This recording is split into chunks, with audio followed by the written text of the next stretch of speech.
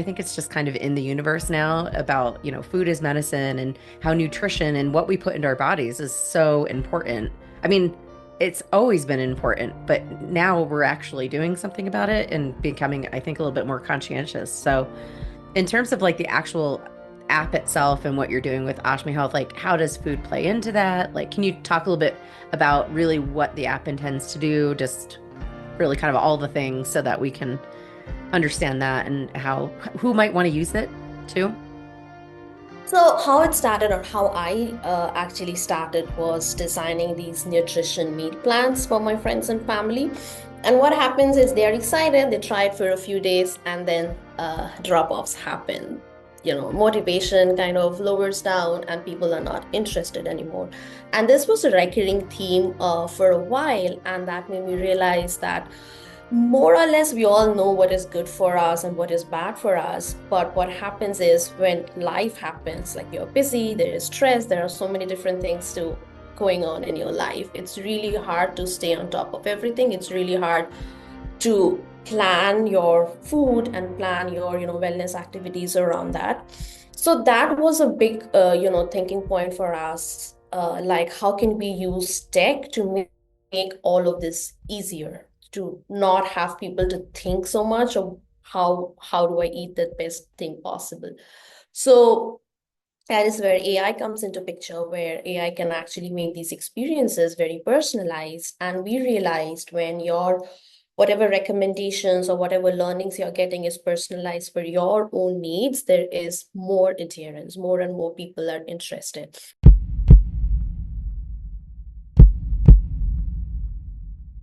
Ashmi Health, how long has it been around? And you just mentioned obviously 70% of your users are in India. It's just where I'm sure you launched it and it will be global or becoming global. But how long have you been around actually? And Um, what are the Almost big a goals? year, a year. We started, like we built the beta last year, I think around February last year, and then we ran that for about 8 months. And that is when we started getting our users. We got a lot of interesting feedback, and that is when this concept of a health assistant came into picture. And we just finished building our health assistant last month, and now we are testing with our first set of users and getting all the feedback, and then we start building the next version of the product.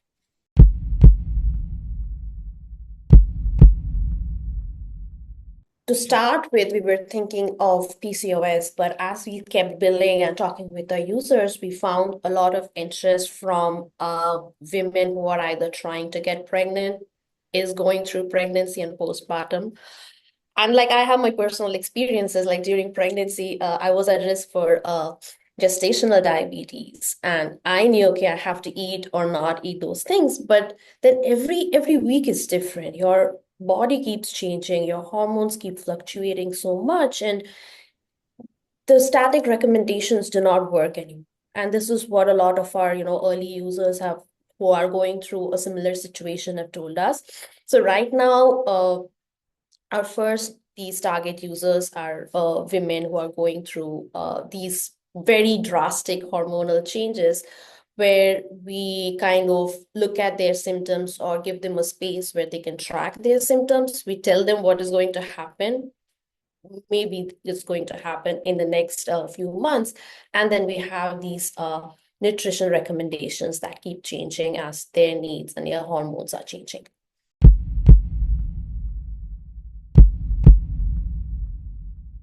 I think it's a combination of everything. So if you look at the healthcare system, it is overburdened. If you have to see a specialist, you have to wait like 4 to 6 months. So think about it. You're having PCOS, you're in intense pain, or you're bleeding for a month straight, and you can't see a specialist. So there is a lot of frustration, and even when you go to the doctor, a lot of time you're gaslighted.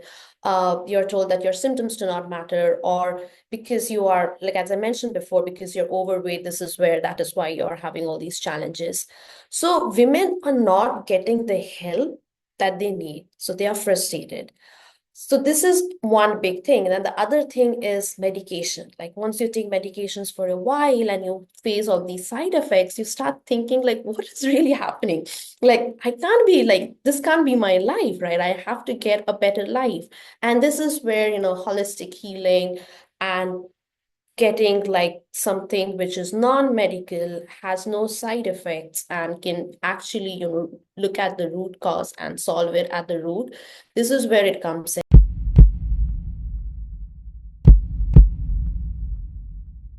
What have you seen change, like from a nutrition perspective, and just kind of and maybe it is behavioral shifts, right? Because food is so hard for people, right? Like to eat well and to eat well consistently and to create those habits. Um, what do you see from your perspective around maybe some of the challenges, or like how do we change people's behaviors? Is this app one of those ways to do that, right? Because it's almost like having, I don't want to say a personal chef because they're certainly not in your kitchen, but I think that's one of the hardest things for people is to figure out what to eat, right? Exactly. Without, I always say, God, I wish somebody would just tell me what I need to eat, you know?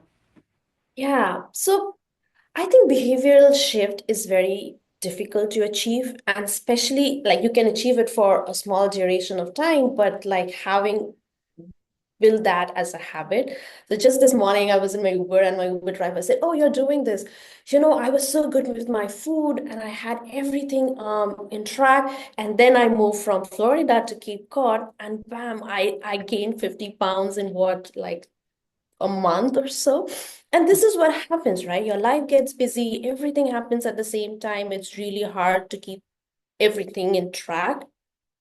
So we are not really bringing behavioral shift like that. We are just making it easy for you to do the things that you're already doing.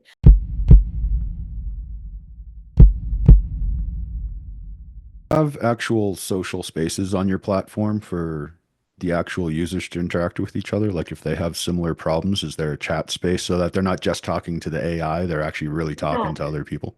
That is interesting. So community is something that we really want to create. So maybe that's going to be like our next thing that we build once we test out the existing features. Because we have seen like community really helps. Like you have these Reddit platforms with thousands and thousands of users and women helping each other, uplifting each other, being there for each other. So we want to kind of have that space. It's not just AI and human talking, but real humans interacting with one another and motivating each other. So that's something we do want to build in future. Yeah. Yeah, that would be a great addition to that, I think. Yeah. Yeah.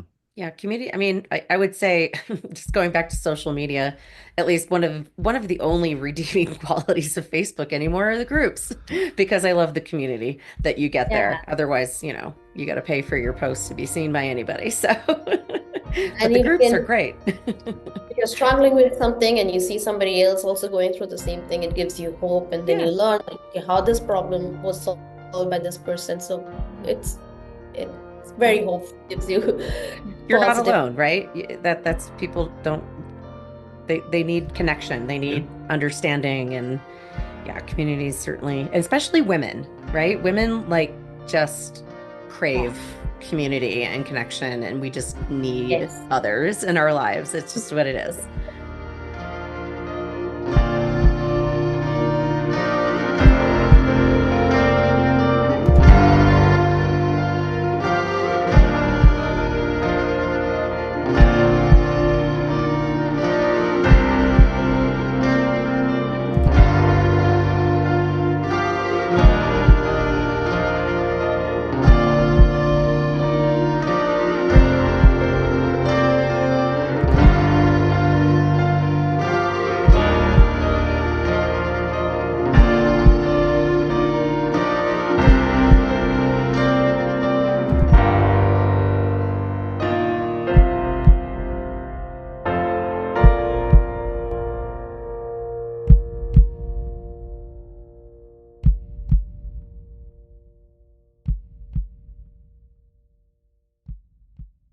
This has been a Shut Up production.